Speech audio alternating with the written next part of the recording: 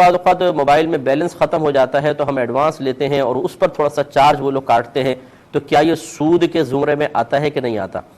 دیکھیں یہ سود کے زمرے میں نہیں آئے گا، کیونکہ وہ اصل میں آپ کو کوئی مال تو نہیں دے رہے کہ اس پر آپ بلا عوض کے اس کے اوپر کوئی چیز آپ ان کو دے رہے ہو، بلکہ وہ اصل میں اپنی سروس فری میں آپ کو پرووائڈ کر رہے ہیں، فری میں سروس کہ 10 منٹ آپ ہماری سروس کو یوز کر سکتے ہیں، ہماری اس کو لائن کو یوز کر سکتے ہیں۔ اور عام حالات میں ہم اس کے مثال کے طور پر 10 روپے ہی لیتے، لیکن چونکہ ہم آپ کو ابھی ادھار میں اس کو یوز کرنے دے رہے ہیں تو ہم اس کے سروس چارجز 12 روپے لیں گے۔ تو اس میں سود کا عنصر نہیں ہے، بلکہ آپ اصل میں اجارہ طے کر رہے ہیں، آپ ان کی شے کو استعمال کرتے ہیں اور استعمال کے آپ ان کو پیسے دیتے ہیں۔ بظاہر ہم کارڈ خریدتے ہیں، لیکن آپ دیکھیں کارڈ کیا ہے، اس کو آپ پھاڑ کے پھینک دیتے ہیں۔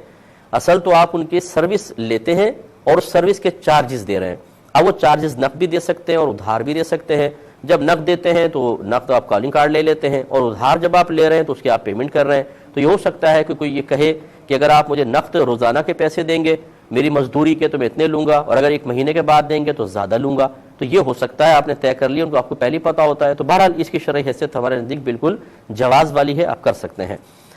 ایک بھائی نے کویسچن کیا کہ اگر روڈ پر شارع عام ہے، ٹریفک چل رہا ہے، لوگ پریشان ہیں اور کوئی جناز گاہ نہیں ہے، تو کیا جنازہ مسجد میں ادا کرنا شرعاً درست ہے؟ دیکھیں ویسے فقہ حنفی کا جو اصل مسئلہ ہے وہ یہی ہے کہ مسجد میں نماز جنازہ کی ادائیگی مکروہ تحریمی ہے، یعنی حرام کے نزدیک ہے، چاہے جنازہ باہر رکھا ہو، باقی سب نمازی وغیرہ اندر ہوں، یا امام صاحب کچھ نمازی باہر ہیں، جنازہ باہر ہے، باقی مقتدی مسجد کے اندر ہے، یا جنازہ بھی مسجد کے اندر رکھا ہوا ہے، ہر صورت میں مکروہ تحریمی لکھا ہے۔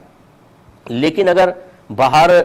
پرابلم ہے جیسے شارع عام ہے یا بہت شدید قسم کی دھوپ ہے، کیونکہ شارع عام پہ آپ نے دیکھا ہوگا بعض اوقات جنازہ رکھتے ہیں ٹریفک جیم ہو جاتا ہے اور لاکھوں ہزاروں لوگوں کو تکلیف میں مبتلا کرنا لازم آتا ہے، اسی طرح بارش ہے، آندھی ہے، طوفان ہے،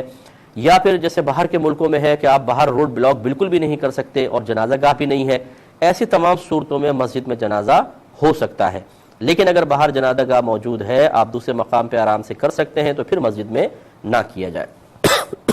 ایک انہوں نے پوچھا کہ کیا مسجد کی بجلی سے موبائل چارج کیا جا سکتا ہے؟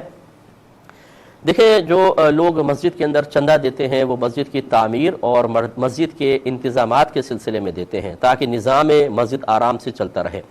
اور موبائل چارج کرنا یہ نہ تو تعمیر مسجد کا کوئی شعبہ ہے اور نہ مسجد کے انتظامات سے تعلق رکھتا ہے، اور اس کے لیے لوگوں نے چندہ نہیں دیا، ٹھیک ہے نا؟ تو اس لیے جو اضافی طور پہ موبائل چارج کرے اسے چاہیے کہ جتنی دیر چارج کیا ہے اتنا اندازہ کر کے وہ پیسہ متولی کو دے، کیونکہ وہ بجلی مسجد کے نمازیوں کے استعمال کے لیے، آپ پنکھا چلا لیں، آپ مشین جو ہے مطلب یہ مائک وغیرہ ہے ان کو یوز کر لیں، پانی کی موٹر چلا لیں، اس لیے وہ پیسہ لوگ دیتے ہیں تاکہ بجلی ان کاموں میں صرف ہو، اور جن کاموں میں آپ صرف کرنے کی کوشش کر رہے ہیں یعنی موبائل چارج کرنا، اس کے لیے لوگوں نے پیسہ نہیں دیا، لہٰذا اس کو نہیں کر سکتے، اور کریں تو اتنی پیمنٹ آپ کو دینی ہوگی۔